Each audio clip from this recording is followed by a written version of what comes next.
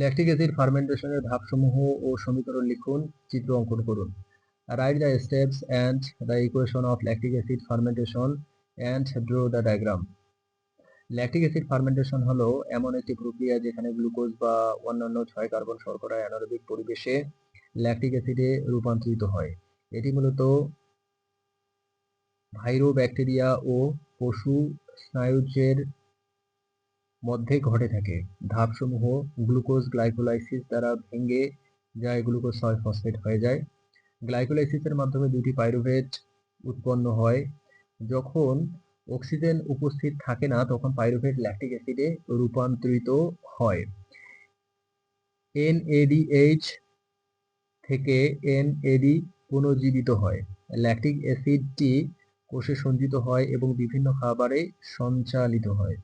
সমীকরণ: C6H12O6 is equal to 2 C3H6O3 plus 2 ATP।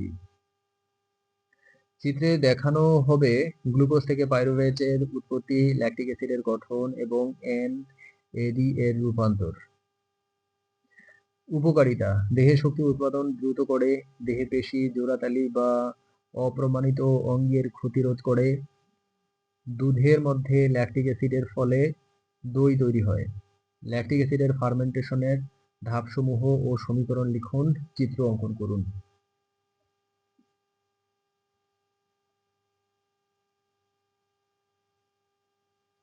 Write the steps and equation of lactic acid fermentation and draw the diagram. Lactic acid fermentation হলো oxygen ব্যতীত শর্করা ও অন্যান্য carbohydrate উৎস থেকে শক্তি উৎপাদনের প্রক্রিয়া।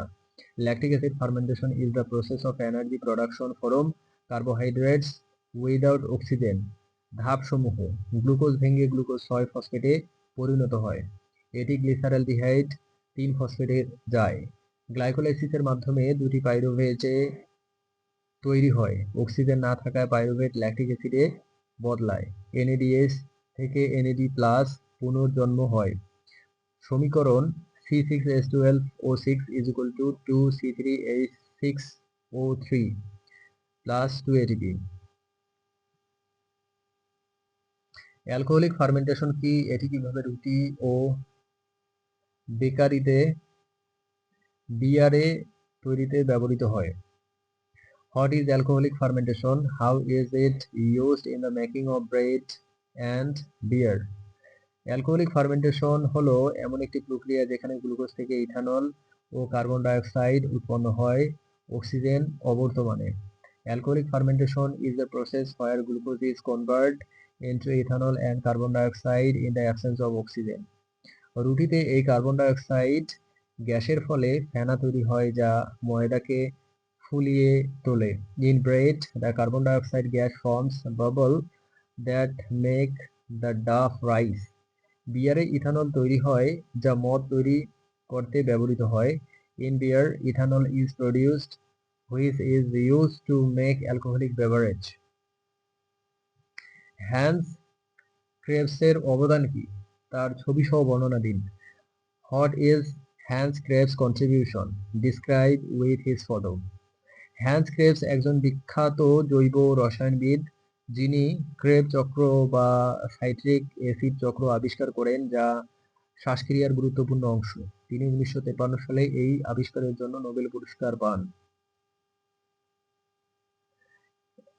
Hans Krebs was a renowned biochemist who discovered the Krebs cycle, also known as the citric acid cycle, a crucial part of cellular respiration. He received the Nobel Prize in 1953 for his discovery.